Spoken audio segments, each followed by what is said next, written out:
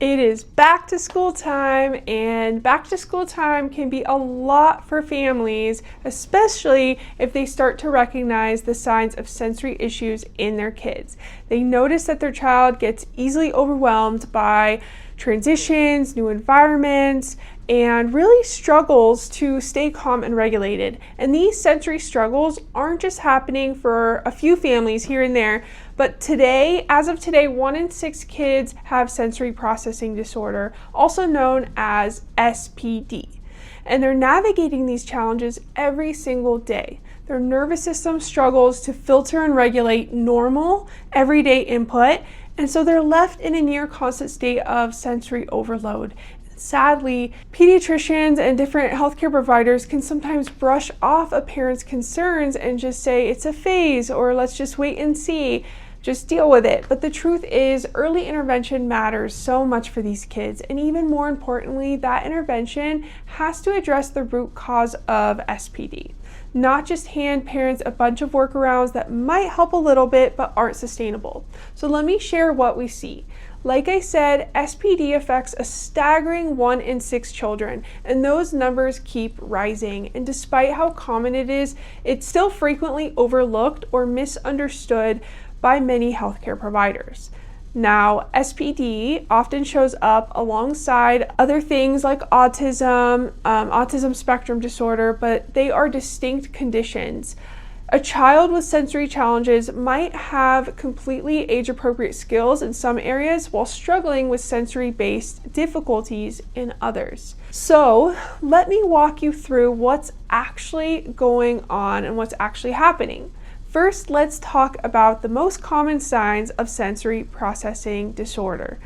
So I want to go through the whole list because a lot of parents are living with these things and they don't quite yet have a name for it. And sometimes it can be helpful to have a name for it because then you can move forward in that direction, addressing it. So you might see oversensitivity to touch, to certain clothing, to sounds, smells, lights, trying new foods. That can look like discomfort with certain textures, avoiding being touched, distressed when clothing feels too tight or itchy. Sometimes the tag can feel like too much. Covering their ears when they hear normal sounds, so loud sounds, or vacuum, siren, alarms, things like that.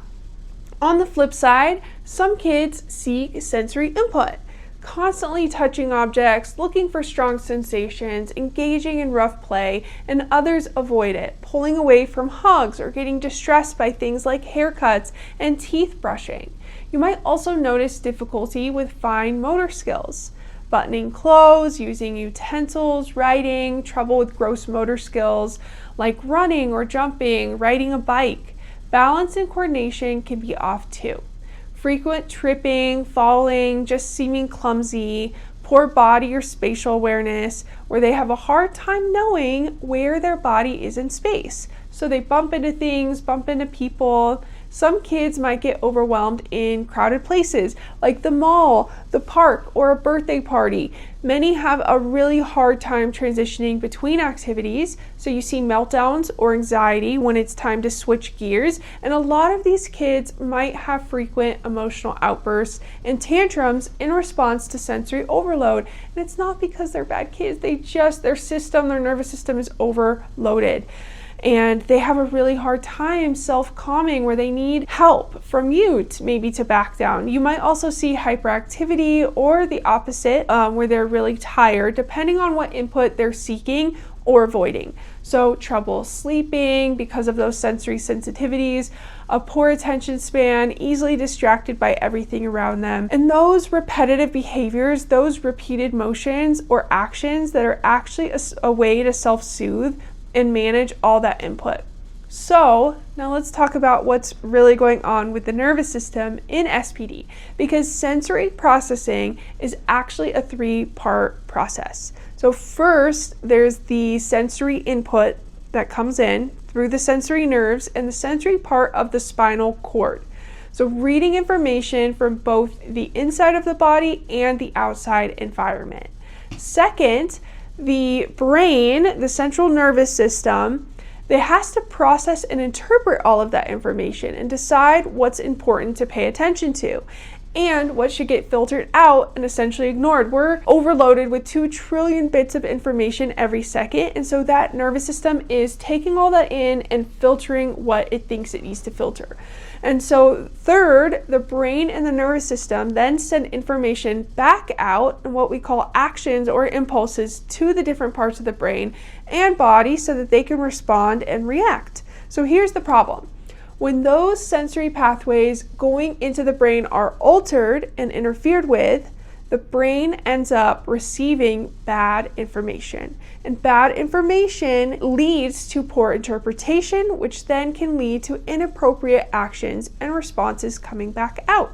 That's when we see the behavior shifts and maybe self-soothing activities and mystery-seeking activities, things like that. So here's the take-home point.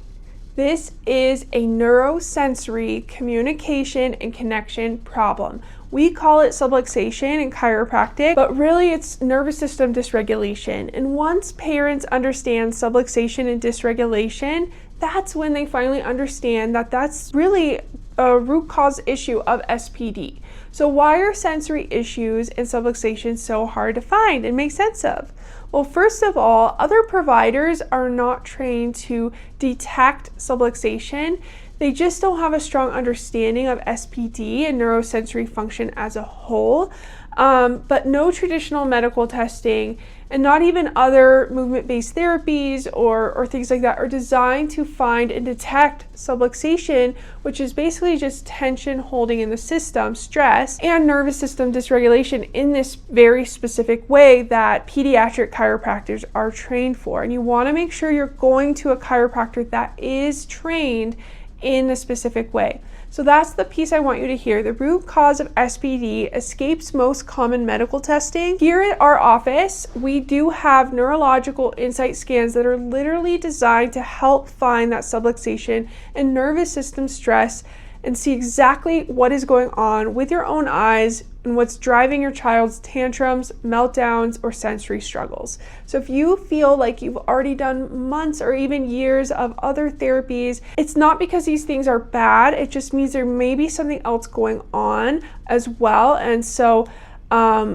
we want to make sure that you and your family are taking care of best. So if you want to get checked and learn more about these neurologically focused chiropractic, how it works, and the scans, this is specialized care that we provide here at the Well Healing Center that can do so much for kids struggling with sensory issues. It can help your child and your whole family get back to an easier, calmer, more consistent quality of life. So to learn more or schedule an appointment, just visit the link in the bio, leave us a comment. You can comment if you're here on Instagram watching this, you can comment wellness and we'll send that specialty right away.